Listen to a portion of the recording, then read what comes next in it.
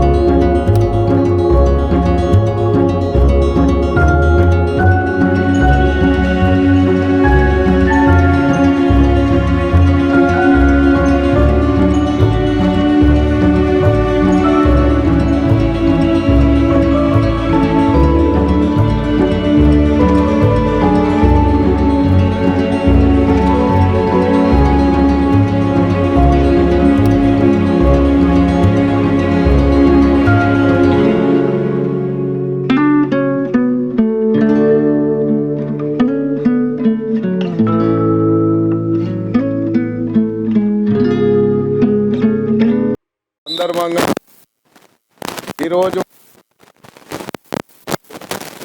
ఘనంగా culture programmes నిర్వహించడం జరిగింది.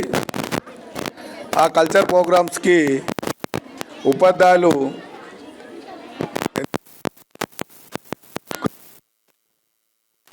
ప్రోత్సహించడంలో ఈ సహకరించిన ఉపాధ్యాయులకి, మరి కల్చర్ మరి యువకులకు,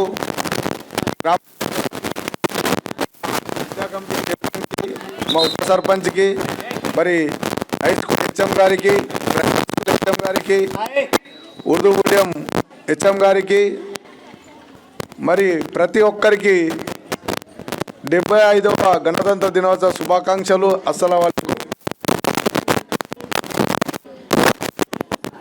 ఇక రాజ్యాంగం గురించి డాక్టర్ సాహెబ్ అంబేద్కర్ గురించి చెప్పాలంటే ఆయనకు నేనే స్ఫూర్తిని. ఎందుకంటే ఈ 10 ఏళ్ళు సర్పంచ్ చేసిన అంటే ఆయన రాజ్యాంగం రాసినందుకు ఇటు ఉన్నానేమో అనుకుంటున్నాను నేనైతే.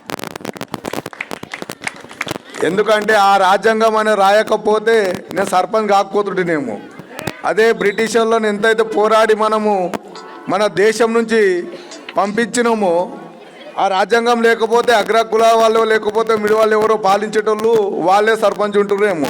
ఆ రాజ్యాంగం వల్లనే ప్రతి ఒక్కరికి అవకాశం కలిసి వివిధ వాళ్ళు వార్డు మెంబర్లు కావచ్చు, గ్రాడ్యుయేట్ ఉద్యోగాలు కావచ్చు, ప్రతి ఒక్క దాంట్లో ఇవాళ ఏ బాబు 5 నిమిషాలు, ఎందుకంటే సార్లు ఒక పరీక్ష పెట్టిరు మీకు మాకు, వాళ్ళేమో నీడలో కూర్చున్నారు, మాకు ఎండలో కూర్చోట్రీ. గాంధీజీ అప్పుడు అంతా ఉప్పు సత్యాగ్రహం చేసి ఎండలు నిలబడి బిడ్డ మీరు కష్టం అనేది తెలుసుకోవాలి, నాయకులు గిట్ట 4 మాటలు చెప్పాలి, ఇవి ఎండలు నిలబడి అని చెప్పి మీకు ఎండలో కూర్చోబెట్టిర్రు, ఇక్కడ మాకు ఎండలు కూర్చోబెట్టిర్రు. సార్లు సేఫ్టీగా చూసినావా? చూసిరా? అట్లా ఎందుకంటే జర 2 నిమిషాలు ఏం తప్పుగా అనుకోవద్దు సార్. అయితే వారి ఉపాధ్యాయ బృందానికి, ఇక్కడికి విచ్చేసినటువంటి యువకులకు 75వ గణతంత్ర దినోత్సవ శుభాకాంక్షలు మా గ్రామ పంచాయతీ తరపున. అయితే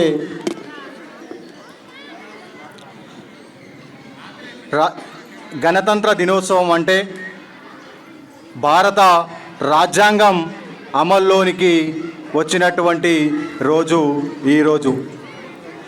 అయితే ఈ భారత రాజ్యాంగం మనం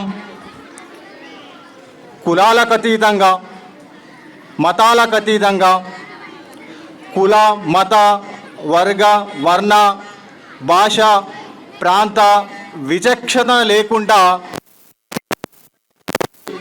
పండుగ ఏదైనా ఉన్నది అంటే ఒకటి గణతంత్ర దినోత్సవం. అయితే ఈ భారత రాజ్యాంగం 1950 జనవరి 26న మనకు అమల్లోనికి వచ్చింది. అయితే మరి దీనికంటే ముందు మరి రాజ్యాంగాలు లేవా, పాలించుకుంటలేమా అంటే అంతకు ముందు మన స్వాతంత్రం కంటే ముందు బ్రిటిష్ పాలన ఉంది, ఈస్ట్ ఇండియా వారి కంపెనీ పాలన ఉంది. అయితే ఆ పాలనలో ఉన్నటువంటి లుసుకులు ఈ భారత దేశానికి అవసరము లేదు, మా దేశానికంటూ ఒక ప్రజాపాలనమైనటువంటి రాజ్యాంగం కావాలని తమ చేత తాము పాలించుకుంటామని వివిధ దేశాలలో తిరిగి తమకు నచ్చిన విధంగా రాజ్యాంగాన్ని అమలు పరుచుకోవడం, రాజ్యాంగాన్ని అమలు తెచ్చుకోవడం జరిగింది. మరి రాజ్యాంగంలో ఉన్నటువంటి అనేకమైనటువంటి విషయాలు చాలా ఉన్నాయి. ఒక ఎలక్షన్ పర్పస్లోనే రాజ్యాంగాన్ని మనం చూస్తూ ఉన్నాం. అంటే ఒక ఓటు బ్యాంకు కానీ, అంటే విలేజ్కి వచ్చేసరికి ఒక సర్పంచ్గా, మండలికి వచ్చేసరికి ఒక మండల అధికారిగా, కాన్స్టిట్యూషన్కి వచ్చేసరికి ఒక ఎమ్మెల్యే అధికారిగా చూస్తున్నాం. అలా కాదు, మనం ఏ విధంగా అయితే ఈ ఓటు బ్యాంకుగా చూస్తున్నామో చూసినన్ని రోజులు ఈ పాలన కూడా అదే విధంగా ఉంటుంది. ఒక్కసారి మనం ఆలోచించండి, ఈ రాజ్యాంగం నిజంగా ఎంత అద్భుతంగా ఉందండి. నాకైతే నిజంగా ఒక్కోసారి తలుసుకుంటే ఒళ్ళు పులకరించిపోతుంది. నువ్వు ఏ పార్టీలోనన్నా తిరుగు, ఎన్ని పార్టీలోనన్నా తిరుగు, రేపు పొద్దున ఎవరెంబడన్నా ఎక్కడన్నా తిరుగు, కానీ ఓటు వేసేసరికి, ఓటు విషయానికి వచ్చేసరికి ఒక 4 గోడలు, 4 మూలలు కట్టినటువంటి బట్ట మాత్రమే ఉంటుంది తప్ప, బట్టకు నీకే తెలుస్తుంది తప్ప మరొక వ్యక్తికి తెలిసే విధంగా లేదు. అంటే ఒక్కసారి ఆలోచించండి, మనకు ఇంతటి స్వేచ్ఛని, ఇంతటి సువర్ణమైనటువంటి ఓటు హక్కుని కల్పించిన మహనీయులకు నిజంగా పాదాభివందనం తెలియజేసుకుంటున్నాం. కానీ మనం దాన్ని ఎక్కడ అమలు పరచుకోవడంలో విఫలమవుతున్నామో ఒక్కసారి మనం క్వశ్చన్ చేసుకోవాల్సినటువంటి అవసరం ఉంది. మరి అదేవిధంగా సమయభావం దృష్టిలో ఉంచుకొని, సమయం లేనందున నాకు ఈ అవకాశం చేయడం జరిగింది. గత 4-5 రోజులు ఉంది వాళ్ళది ఒక పదవీ కాలం. ప్రభుత్వం కూడా గత బకాయిలను విడుదల చేయాల్సిందిగా ఈ మీడియా ద్వారా నేను తెలియజేస్తున్నాను. ఎందుకంటే ఎలక్షన్ కోడ్ వచ్చిందాక, అంటే స్థానిక సంస్థల ఎన్నికలు వచ్చిన అంతవరకు సర్పంచ్గా రాష్ట్ర వ్యాప్తంగా సర్పంచ్లకు పూర్తి స్థాయి అధికారం ఇవ్వాలని నేను మనస్ఫూర్తిగా ఆశిస్తున్నాను. అంతేకాకుండా కొండాపూర్ గ్రామం నుంచి క్రీడా ప్రాంగణం మన కబడ్డీలో రాష్ట్ర స్థాయిలో గుర్తింపు పొందినటువంటి కొండాపూర్ మండలం ఉంది. అందుచేత ఈ మన పాఠశాలలో ప్రభుత్వ యొక్క టీచర్ల యొక్క సూచనలు సలహాలు తీసుకొని వారు కీటంగా క్రీడా మైదానాన్ని ఇక్కడే అనుమతి ఇవ్వాల్సిందిగా మనవి చేస్తున్నాను. ఎందుకంటే బయట ఎక్కడ కూడా వాళ్ళకు సౌకర్యకంగా లేదు.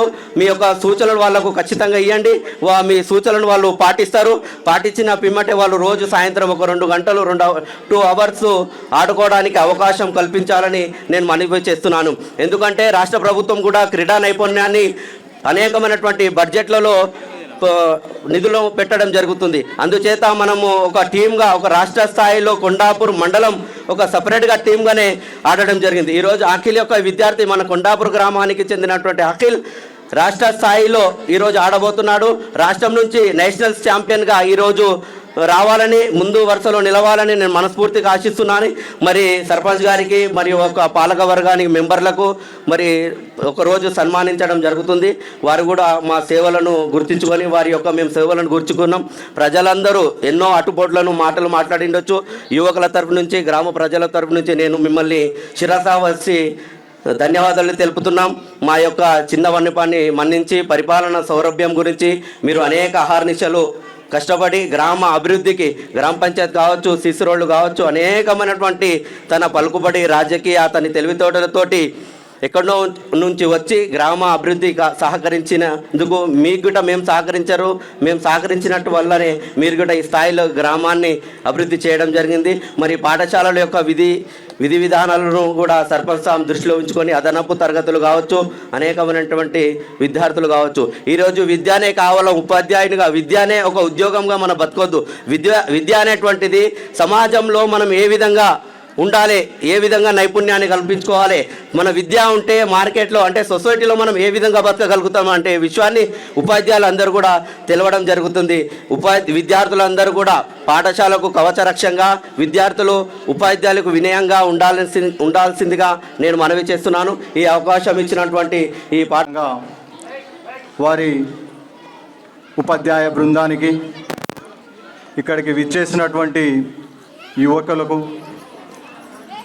75వ గణతంత్ర దినోత్సవ శుభాకాంక్షలు మా గ్రామ పంచాయతీ తరపున. అయితే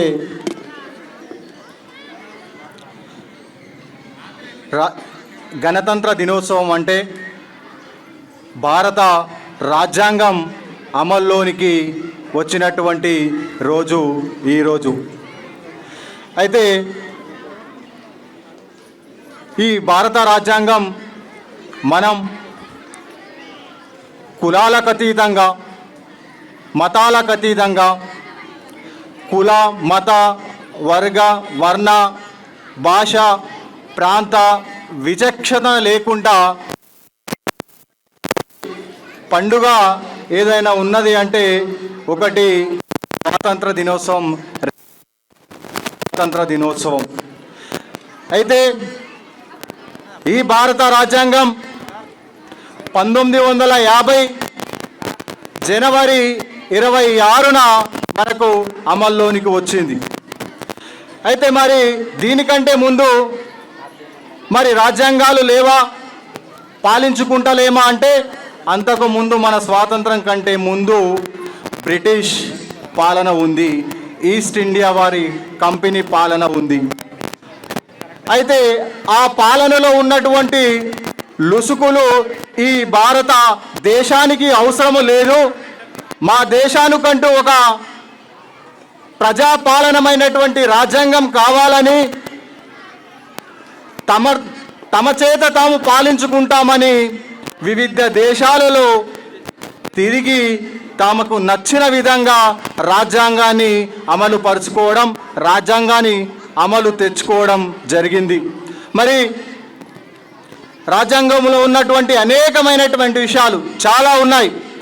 ఒక ఎలక్షన్ పర్పస్లోనే రాజ్యాంగాన్ని మనం చూస్తూ ఉన్నాం. అంటే ఒక ఓటు బ్యాంకు కానీ, అంటే విలేజ్కి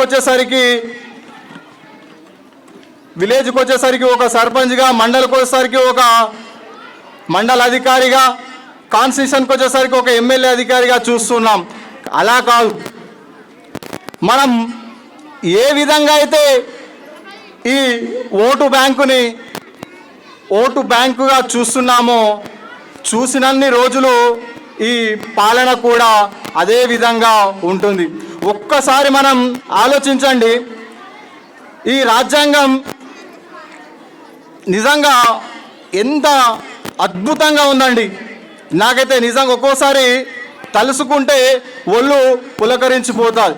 నువ్వు ఏ పార్టీలోనన్నా తిరుగు, ఎన్ని పార్టీలోనన్నా తిరుగు, రేపు పొద్దున ఎవరెంబడన్నా ఎక్కడన్నా తిరుగు, కానీ ఓటు వేసేసరికి, ఓటు విషయానికి వచ్చేసరికి ఒక 4 గోడలు, 4 మూలలు కట్టినటువంటి బట్ట మాత్రమే ఉంటుంది తప్ప, బట్టకు నీకే తెలుస్తుంది తప్ప మరొక వ్యక్తికి తెలిసే విధంగా లేదు. అంటే ఒక్కసారి ఆలోచించండి,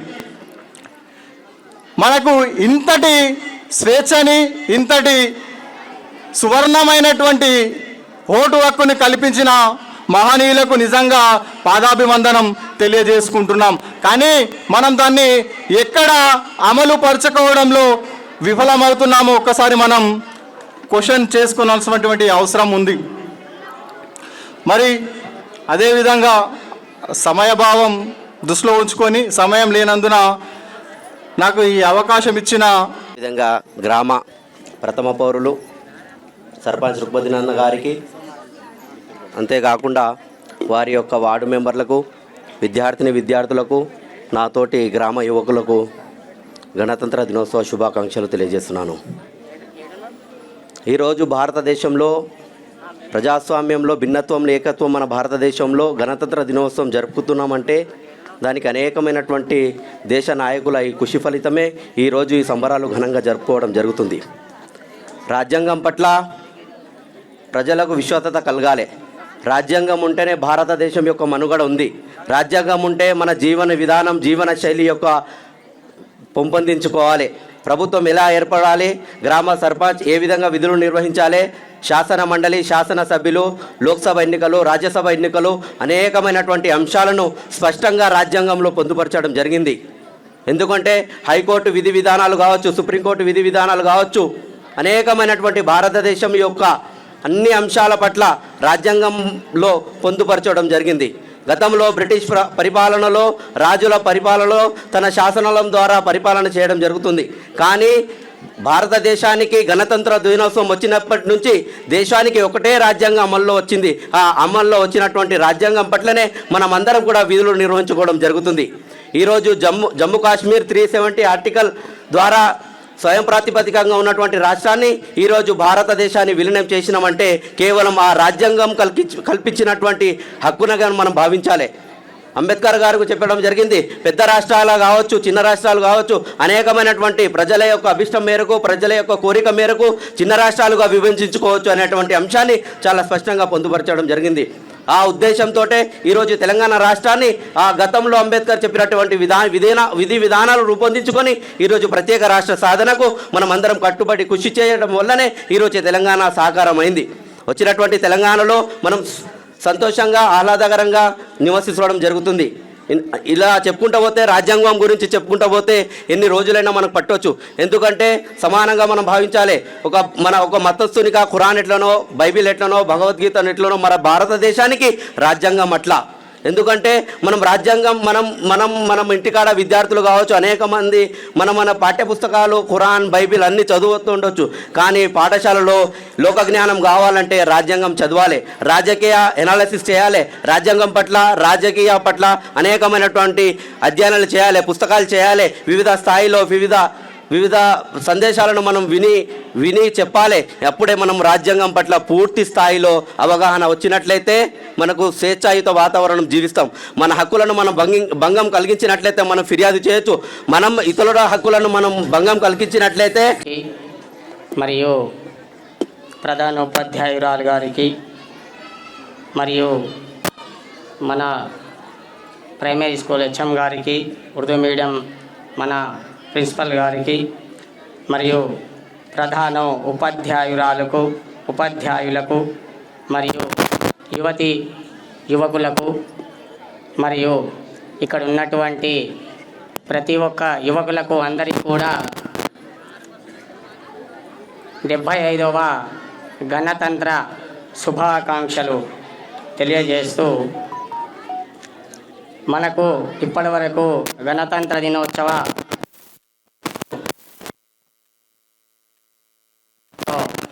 హర్షణీయం. డాక్టర్ బాబాసాహెబ్ అంబేద్కర్ వంటి రాజ్యాంగ పరిగణలోకి ఉన్నటువంటి ఇటువంటి అన్ని చదువు ఈ యొక్క భారత రాజ్యాంగంలో రాజ్యాంగం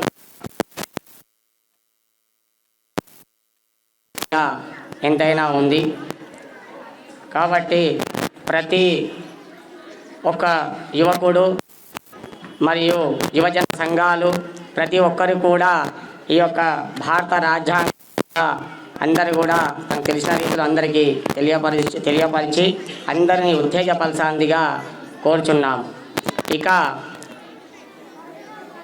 మన జిల్లా పరిషత్ ఉన్నత పాఠశాలకు వచ్చేసరికి యువకులకందరికీ కూడా తెలియజేయండి ఏమనగా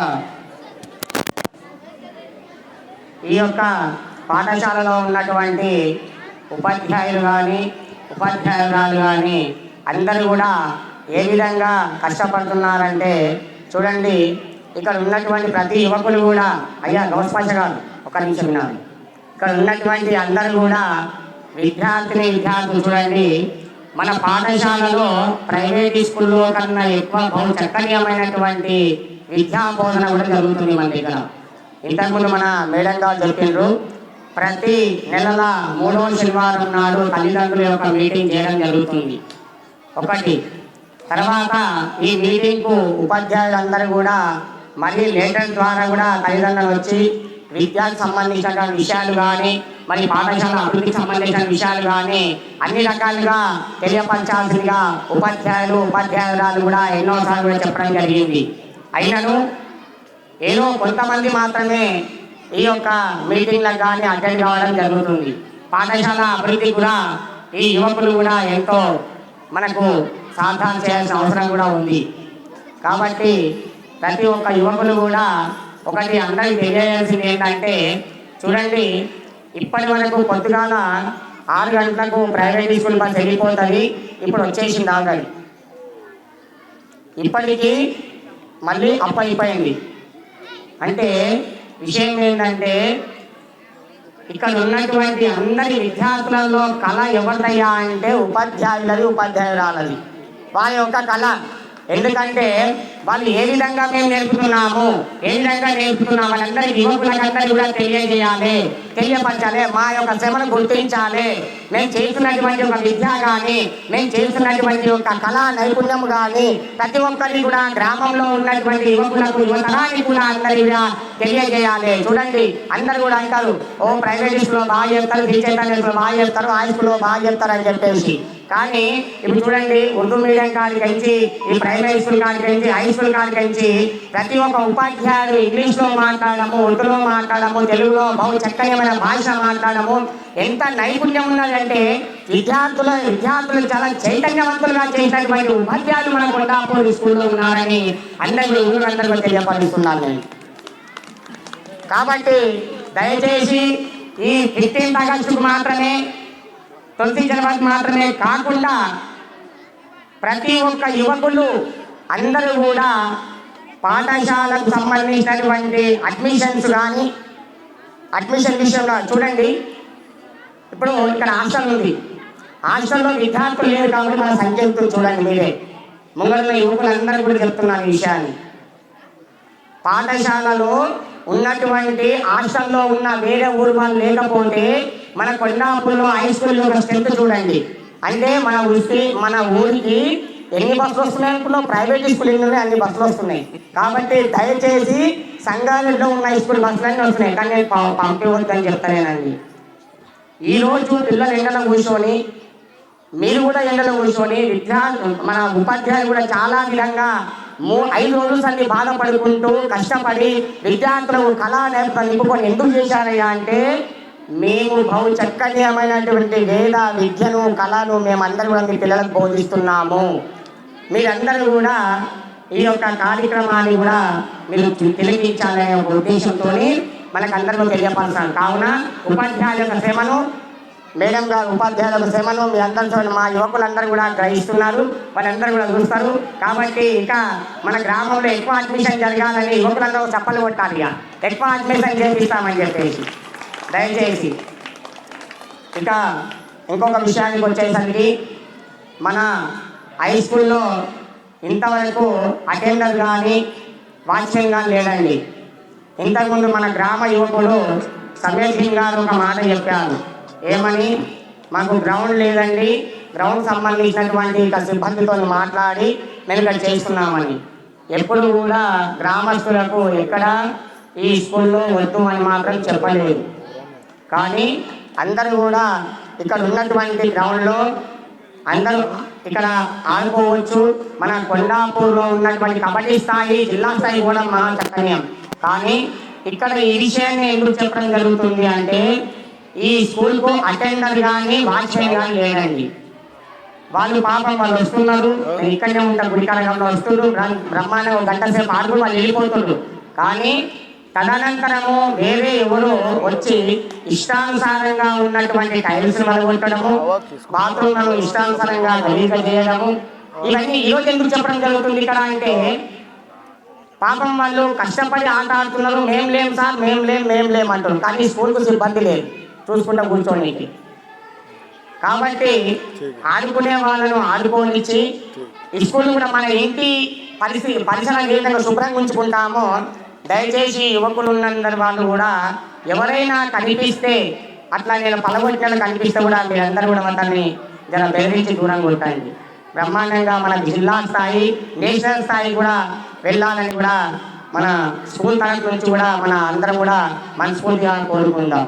కాబట్టి ఇటువంటి మన ఉపాధ్యాయులను మరియు మా సిబ్బందిని అందరినీ కూడా గుర్తించి ఇక్కడ నుంచి కూడా బ్రహ్మాండంగా అందరూ ఎక్కువ అడ్మిషన్స్ అందరూ కూడా చేసుకొని ఉపాధ్యాయుల యొక్క కళను మనము తిరిగించి ఎక్కువ మనం అడ్మిషన్ చేద్దామని మనస్ఫూర్తిగా కోరుకుంటూ గ్రామంలో ఉన్నటువంటి ప్రతి ఒక్కరికి, యువకులకు, ఉపాధ్యాయులకు, యువజన సంఘాలకు అందరికీ కూడా 75వ గణతంత్ర శుభాకాంక్షలు తెలియజేస్తూ జై భారత్, భారత్ మాతా కీ జై.